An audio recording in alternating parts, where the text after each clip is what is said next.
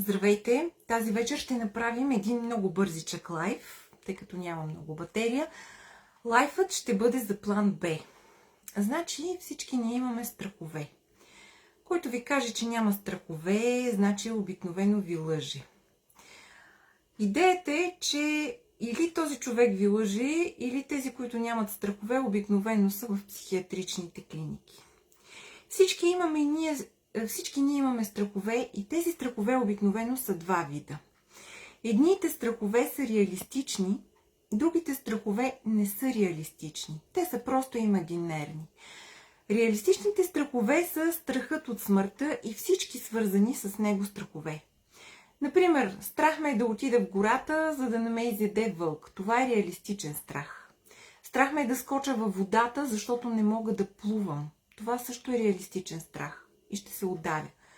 Но, примерно, страх ме е да прочета нещо пред хора, защото ще се изложа. Това е имагинерен страх. Той не е реалистичен. Така или иначе, абсолютно всички ние имаме нашите страхове и се налага да живеем с тези страхове. Проблемът е, че 93% от тези страхове никога няма да се сбъднат. Обаче, ние продължаваме да се страхуваме и целият ни живот много често минава в... не до там. Ние не можем да се отпуснем, ние не можем да живеем както трябва. И точно там е проблема, защото за всяко нещо се коренят нашите страхове. А обикновено това, както ви казах, 93% от тези страхове дори няма и да ви се сбъднат. Но така или иначе мозъка ги привърта като някаква мозъчна дъвка и ние непрекъснато се въртим в цикъл. Между другото, има много начини ние да се справим с нашите страхове. Но един от най-добрите начини е когато си изработим резервен план. Това е така нареченият план Б. Защото ако ние нямаме план Б, ние ще продължаваме да се тровим с неща, които просто не са ни злободневни и не са ни ежедневни. Какво представлява план Б? План Б представлява нещото, което ние трябва да направим, за да може мозъка ни да се успокои. Нашият мозък обича да действа по инструкции. Ако ние не му дадем инструкции, той изпада в паника.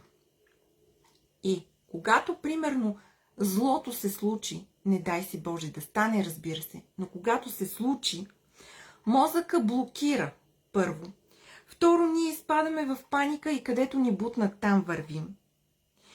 И обикновено такъв човек, каквото му кажа, това прави, а това не винаги е най-доброто за него. За съжаление, наистина е така. Затова един от начините, с които да си помогнем, е прословутият план Б. План Б обикновено се изработва тогава, когато ние сме спокойни. Т.е. той се изработва на спокойна глава. Той се прописва и се прописва още преди злото да се е случило. Прописва се с стъпка първа, стъпка втора, стъпка трета. Т.е. ако това, от което ме е страх, се случи, какво ще бъде първото, което аз ще направя? Какво ще бъде второто, което аз ще направя? Какво ще бъде третото, което аз ще направя? И по този начин нашият мозък вече е спокоен, защото той има пряка и ясна инструкция, по която да върви. Случвало ли ви се, поне на много от нас ни се е случвало, просто да изпадне в някаква такава ситуация, в която просто не знаем какво да правим. Блокираме, взимаме най-лошите възможни решения. Сложете ми, моля ви, сърчице или лайкче, ако поне веднъж в живота си вие сте изпадали в подобна ситуация. Това не е нещо, от което трябва да се притесняваме, но понякога, дори само да направим списък с всичките си страхове, много от тях се елиминират. Само дори когато ги напишем. А когато страх по страх си направим точка А, точка Б и точка С, какво да правим? Повярвайте ми, още по-голяма част от тези страхове тотално ще изчезнат. Ако вие все пак не може да се справите с страховете си, пишете ми на лични съобщения или се свържете с мен по страницата ми Ново начало и ще ги отработим заедно на констелация или на коучинг. А първите 3, които се свържат с мен, ще получат една хубава сесия, коучинг или констелация, и втората сесия ще им бъде на половин цена.